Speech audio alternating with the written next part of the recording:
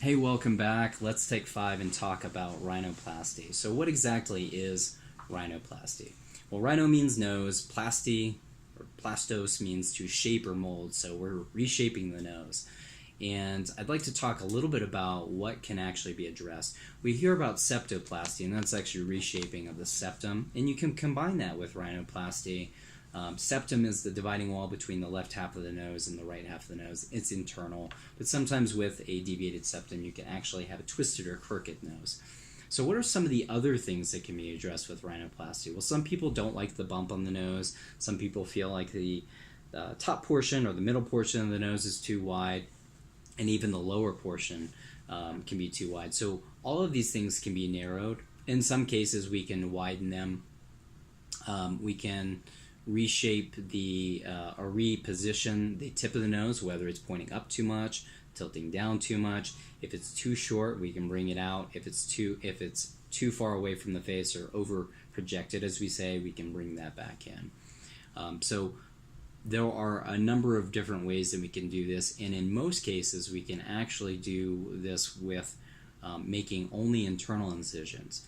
Sometimes we'll make an incision on the bottom portion of the nose, which we call the columella.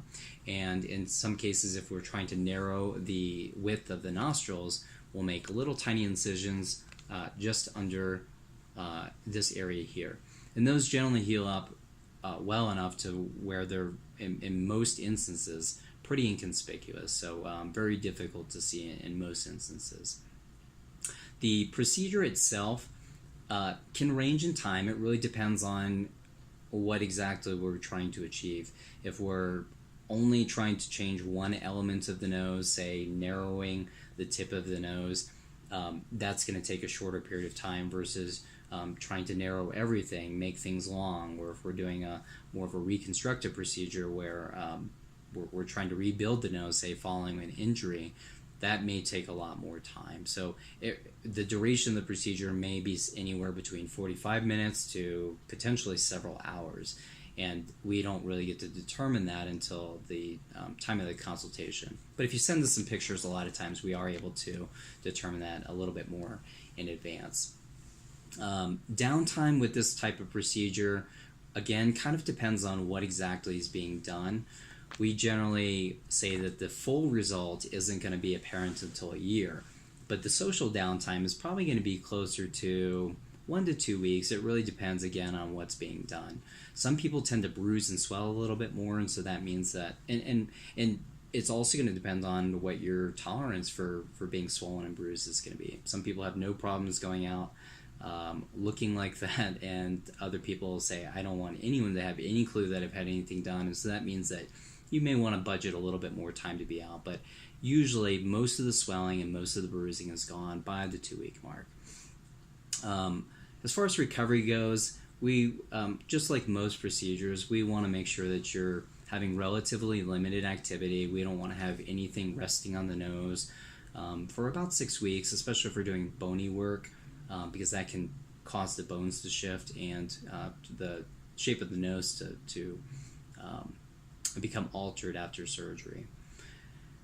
With this type of surgery, most often we will do it under IV sedation. In some cases, we'll do general anesthesia where you have to have a breathing tube placed, but in most cases, we'll do this under IV sedation, particularly if we're doing just cosmetic. In very rare cases, with very limited type of surgery, and for the most stoic of individuals, we can do it under local anesthesia.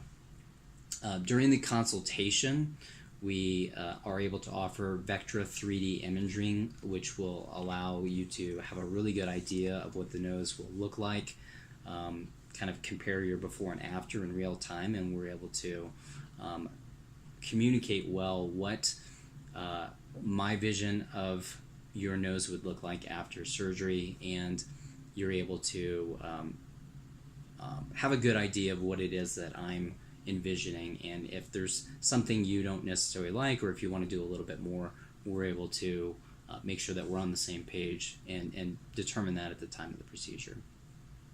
As far as complementary procedures, again, these are optional, but in many cases, when we have someone that has a nose that really juts out and kind of projects forward, that can be exacerbated by having a very weak or retruded chin. So it's not uncommon for us in someone that has that type of facial appearance to also consider doing a chin augmentation, and that can be done by placing an implant or even some fat grafting or fillers.